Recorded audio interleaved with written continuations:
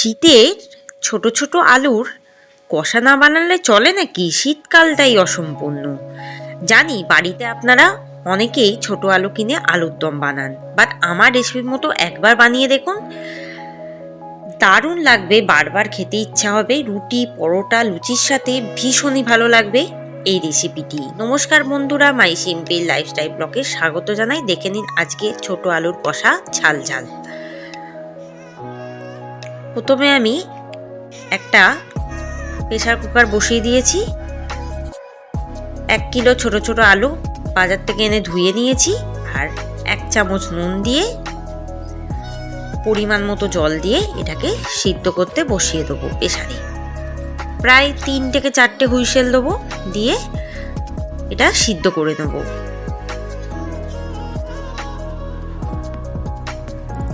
ব্যাস সিদ্ধ হয়ে গেছে। কিছুক্ষণ ভাপে রেখে আমি কিন্তু খুলছি। দেখুন প্রায় সেদ্ধ হয়ে গেছে। একটু টিপে দেখে নেব। দেখুন সেদ্ধ হয়ে গেছে। এর থেকে বেশি আর সিদ্ধ করার দরকার নেই, কষতে কষতেই সিদ্ধ হয়ে যাবে। এবার কড়াইতে দিয়ে দেবো 3 টেবিল চামচ সর্ষের তেল। তেলটা ভালো মতো গরম করে দিয়ে দেবো 2 টেবিল চামচ ঘি, আর দিয়ে দেবো ফোড়ন হিসাবে জিরে 1/2 চামচ। জিরের ভালো ফ্লেভারটা আসবে। বেশ জিরেটা পুড়ে গন্ধ ছেড়েছে। এবার কিন্তু আলুগুলো আমি ভেজে নেবো। খোসাগুলো ভালো করে ছাড়িয়ে নিয়েছি। আঁচটাকে মিডিয়ামে রাখবো। কারা কারা এরকম আলুর দম বা আলুর কষা খেতে পছন্দ করেন জানাবেন কিন্তু আমাকে কমেন্টে। আর আমার রেসিপিটি মতো বানিয়ে অবশ্যই বাড়িতে দেখবেন। এরপর দিয়ে দেবো 1 চামচ হলুদ গুঁড়ো, 1 চামচ লঙ্কার গুঁড়ো দিয়ে আবারও ভালোভাবে ভেজে নেব। আলুটা ভাজা হোক, আমি কিছুক্ষণ ভাজতে রেখে মশলা করে দিচ্ছি। দিয়ে দেবো 3টে টমেটো, একটা গোটা রসুনের সমস্ত কোয়াগুলো খোসা সমেত বাটবো, তাহলে টেস্টটা বেশি আসে।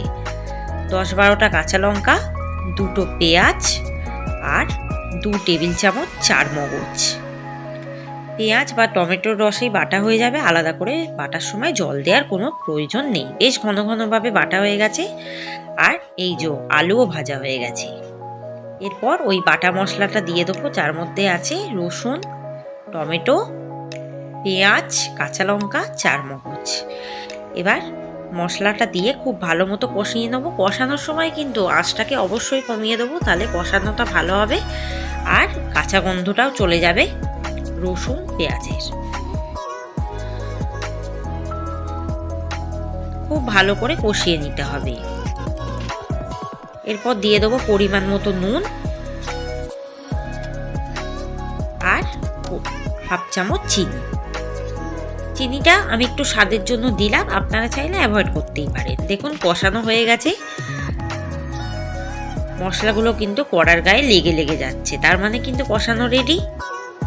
এরপর 1/2 কাপ ওই মশলা দেওয়ার বাটির জলটা ভালো করে গুলিয়ে দিয়ে দেবো। আগেকার দিনে মা ঠাকুমারা বলতো শুনেছি, এই মশলা ধোয়া জল দিলে কিন্তু টেস্টটা বেশি ভালো হয়। এরপর দিয়ে দেবো একটু চিলি ফ্লেক্স দিয়ে এবার ঝোলটাকে মাখা মাখা করে নেবো। আলু তো সিদ্ধ হয়েই গেছে।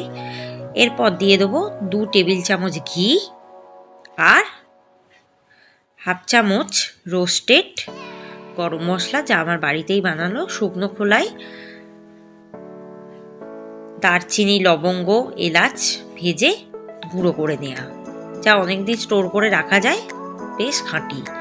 দিয়ে দেবো একটু পুদিনা পাতা। পুদিনা পাতা যদি না থাকে ঘরে সেক্ষেত্রে ধনে পাতা দিতেই পারেন, বা পুদিনা পাতা দিলে একটু স্বাদটা ভালো আসে। এরপর বেশ কিছুক্ষণ ঢাকা দিয়ে রাখবো। কিছুক্ষণ পর ঢাকাটা খুলবো। দেখুন কালারটা কি সুন্দর এসেছে, বেশ মাখা মাখা হয়ে গেছে। আরেকটু মাখা মাখা করে নেব, তার জন্য আরো 15 মিনিটের জন্য ঢাকা দিয়ে রাখবো। 15 মিনিট পর ঢাকাটা খুলবো। দেখুন বেশ মাখা মাখা হয়ে গেছে। রুটি পরোটা রুটির সাথে ভীষণ ভালো লাগবে।